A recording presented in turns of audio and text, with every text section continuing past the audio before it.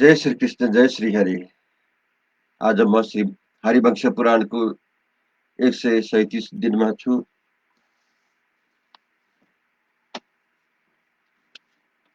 आज हम इसमें 80वां अध्याय प्रारंभ करने जा रहा हूँ।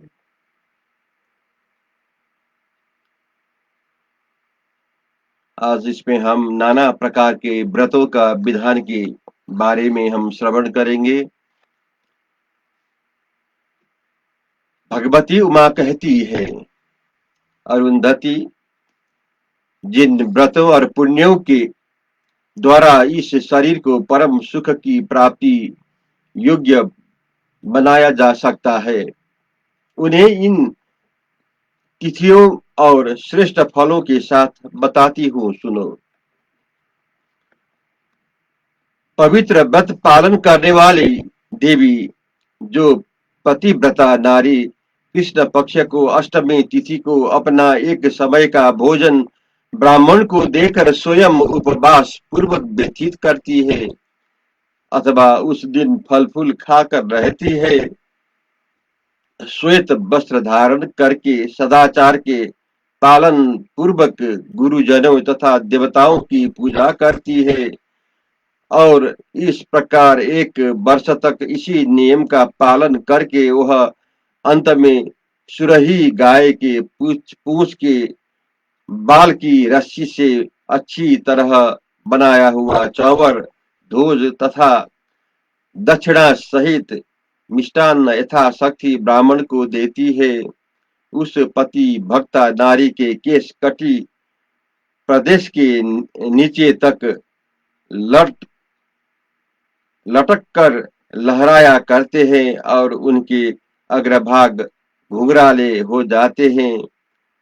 बर, बरब बरबरिणी जो सिर को सुख पहुंचाना चाहती हो, वह सती साध्वी श्री गोबर, आंवला, कच्चा बेल और श्रीफल, पक्का बेल, इन सबको सम मात्रा में मिलाकर उसके द्वारा सिर को धोए, उसकी मैल दूर करे, सदा गोमूत्र पान करे और सिर के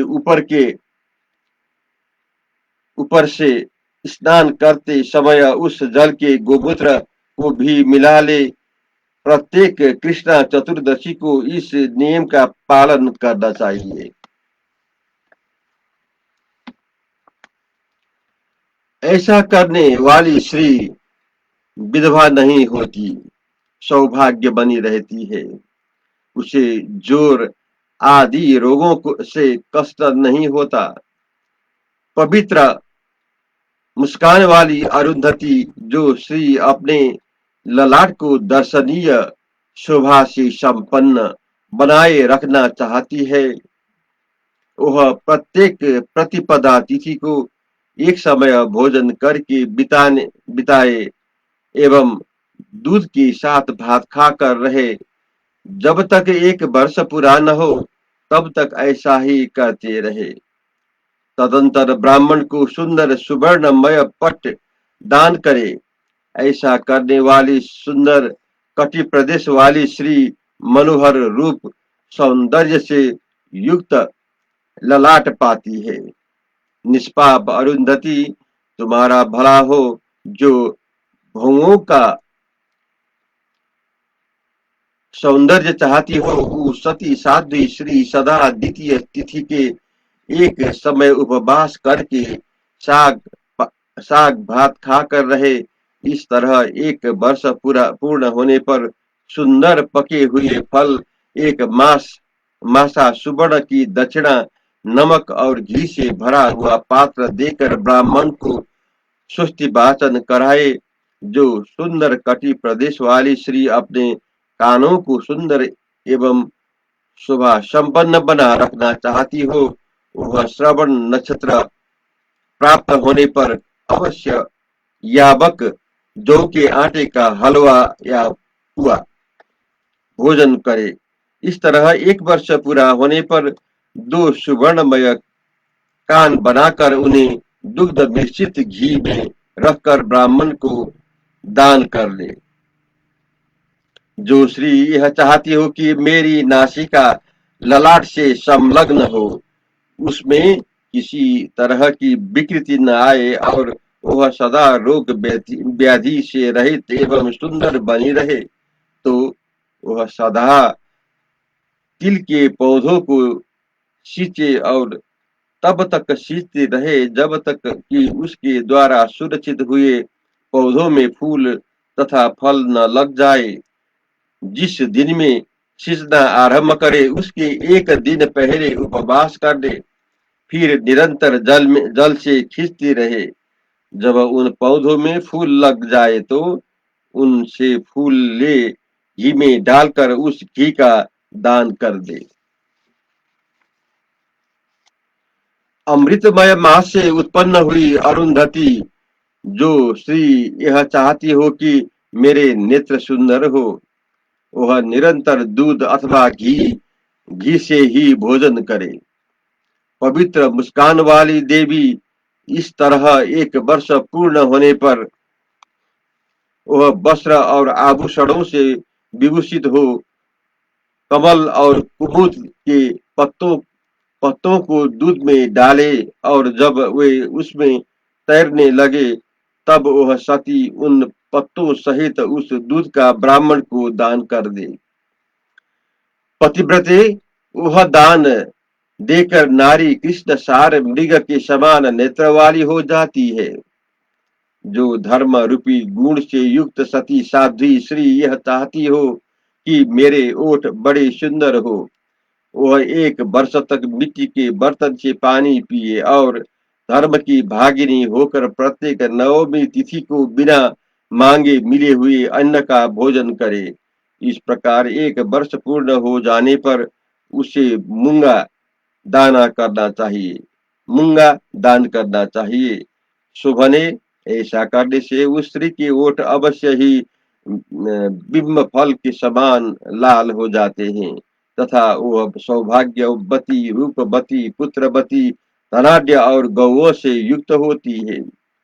अमरवर्णिनी, जो चाहती हो कि मेरे दांत बहुत ही सुंदर और स्वच्छ हो, वह साध्वी श्री शुक्ल पक्ष को अष्टमी तिथि को दोनों समय भोजन त्याग दे। धर्मज्ञ इस तरह 1 वर्ष पूर्ण होने पर वह सती नारी चांदी के दांत बनवाकर उन्हें अत्यंत उत्तम गुण वाले दूध में डाल दे और दोनों दांतों सहित उस दूध का ब्राह्मण को दान करे। अनघे ऐसा करने से वह सती साध्वी श्री चमेली के फूल जैसी श्वेत दांत पाती है और सौभाग्य तथा पुत्र लाभ करती है। रुचि रुचिराना ने, जो श्री संपूर्ण सुख मंडल को ही कमनीय कांति से युक्त हो देखना चाहे, वह भामिनी पूर्णिमा को स्नान करके शुभ चंद्रोदय होने पर दूध में तैयार किए गए याबक का ब्राह्मण को दान दे। इस तरह 1 वर्ष पूर्ण होने पर सोने या चांदी की चंद्रमा की सुंदर प्रतिमा बनाकर उसे कमल के फूल रखे और ब्राह्मणों से स्तुतिवाचन करावे और इसका दान कर दे। वह शुभ लक्षणा श्री उस दान के द्वारा पूर्ण चंद्रमा के समान मनोहर मुख वाली हो जाती है। जो नारी यह चाहती है कि मेरे दोनों स्तन ताड़वे फलों के समान पीन हो, वह प्रत्येक दशमी तिथि को सदा मौन रहकर बिना मांगे मिले हुए अन्न का भोजन करे। इस प्रकार 1 वर्ष पूर्ण होने पर जो सोने का बने हुए 2 सुंदर बेल जीवात्मा ब्राह्मण को दक्षिणा सहित दान में देती है, वह परम सौभाग्य एवं बहुत से पुत्र प्राप्त करती है। देवोपम कांति वाले देवी वह श्री सदा ऊंचे स्तन धारण करती है। जो कृशोदरी होना चाहती है, अर्थात जिसकी यह इच्छा है कि मेरा पेट उभरने या बढ़ने न पाए, भीतर को दबा रहे, वह एकांत में भोजन करके और पंचमी को सदा केवल जल से अन्न ग्रहण करे। सुबह धन्य, इस तरह 1 वर्ष पूर्ण होने पर गीतात्मा ब्राह्मण को खिली हुई चमेली की लता का दक्षिणा सहित दान करे।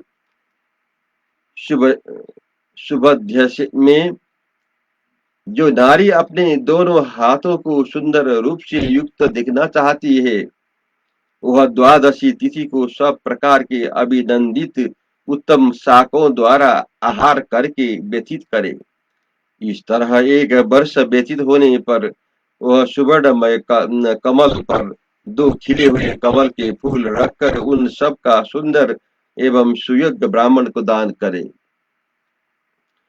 उस उत्तम व्रत का पालन करने वाली देवी जो नारी विशाल नितंब चाहती हो, वह त्रयोदशी तिथि को केवल एक ही बार आयाचित अन्न भोजन करे और इसी तरह प्रत्येक त्रयोदशी को व्यतीत करे।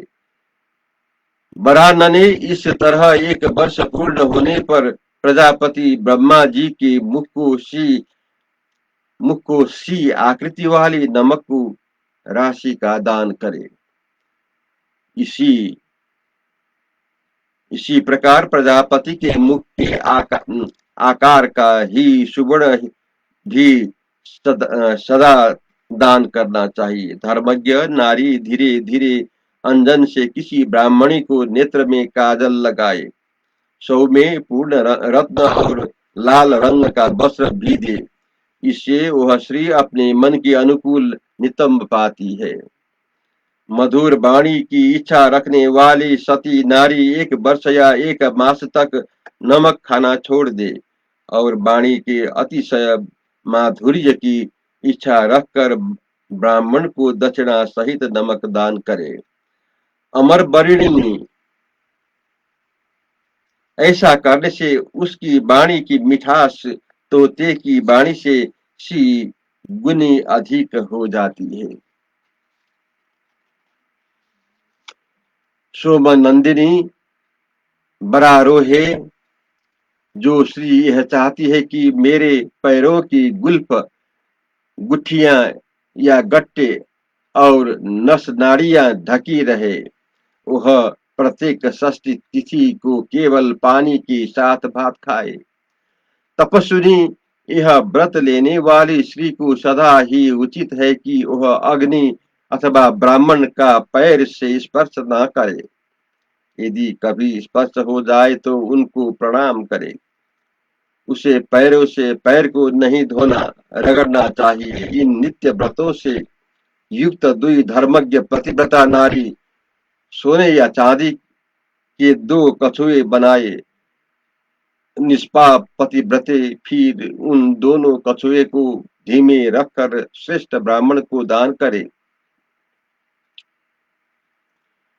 नंदिनी, इसके सिवा दो कमलों को उनके मुख नीचे की ओर करके रखे, उन्हें लाल रंग के गंधादि द्रव्य से संयुक्त करके सुवर्ण से अलंकृत करे।